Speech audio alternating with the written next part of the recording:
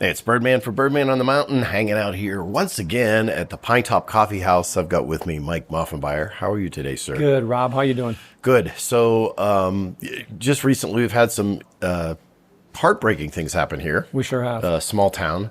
I know both of us have lived in large areas and now live in a very smaller area. I've lived in even smaller, believe it or not. Yeah. Wow. Like where, everybody was doing each other's laundry, not just knowing what it is. We had a head-on collision with a couple firefighters. Yeah. One of the firefighters was a girl who has a 10-year-old daughter. Who actually was at the Summer Nights Festival, so we were both at. Yeah.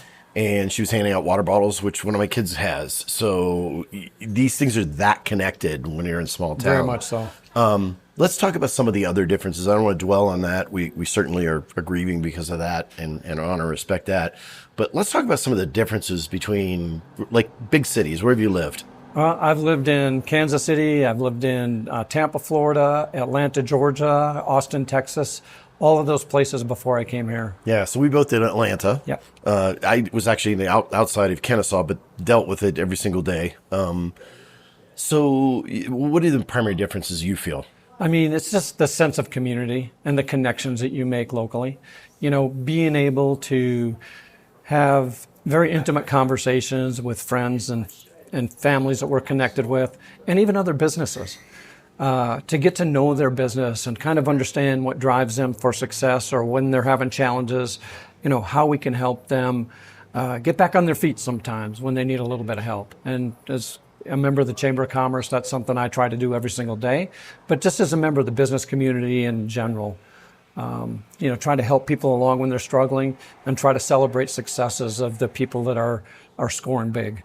Yeah, and I know in larger communities or, metros, you'll have isolated incidences where it doesn't affect, like it's not the same.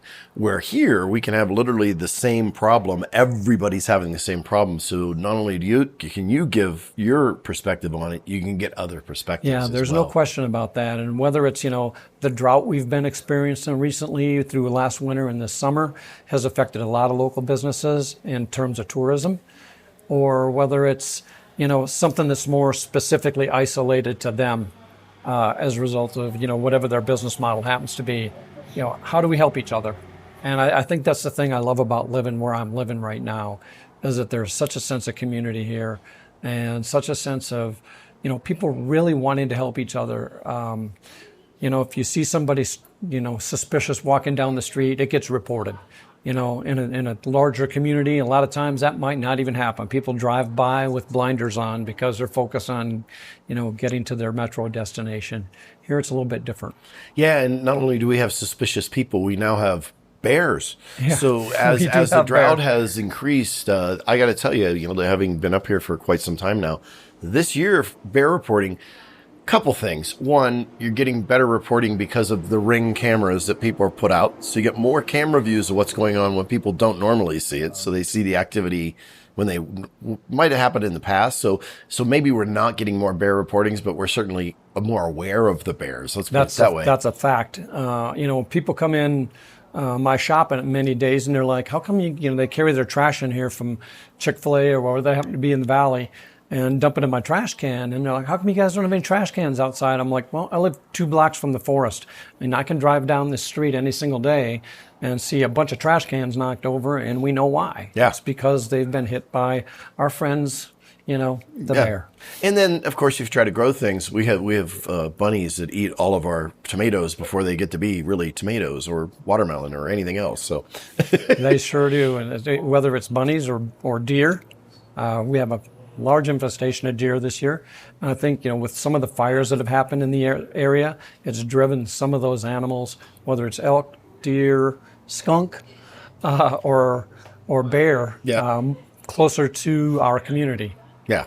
So, okay. So talk about a little bit about, being a coffee shop. Of course, that's the quintessential place that I think it's replaced the water cooler, because people used to talk about in the water cooler. Up here, we don't really have corporations for water cooler, but this is where sort of community conversations happen, don't they? Oh, they sure do. And it's really interesting. We do a event once a month called Coffee with the Council. So we bring a couple of council members in here. They answer questions from the general community. People love coming in because it's a relaxed environment. There's no pressure. You don't have an audience. You don't have cameras on you. So people enjoy coming to that. Also, just in general, we've seen a huge change in our population up here. We've got a lot more retirees. So in the afternoons, we'll see groups of ladies and gentlemen coming in, just sitting around tables and having conversation. And what I love about that in this town is that you don't see people with their phones out, just sitting across the table from each other, doing what they do on their phone.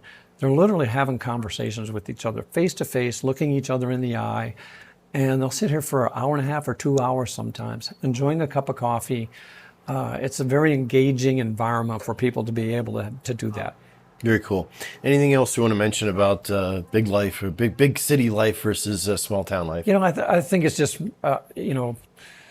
it's a reality that living in a place like Pinetop, Lakeside, is differentiated largely by the population and the care for one another. And, I just like to recognize the fact that there are so many connections that have been made, not just within the four walls of this coffee shop, but within the confines of our town that are very, very special to us. And I think very, very special to the people that have made those connections. So that's the only other thing I'd have to say, that I didn't really feel that I've probably a better circle of friends in Pinetop Lakeside than I've had in any of those large communities I've worked at. And I know if my car breaks down, I got a whole list of phone numbers I can call. There you go. That or will show up. They'll just stop anyways. Yeah, that's true. So, hey, you want to be part of the conversation, come on down here. Yeah. It's Pinetop Coffee House and Roasting Company. And say hi to Mike, or his wife Linda, or your puppy dog.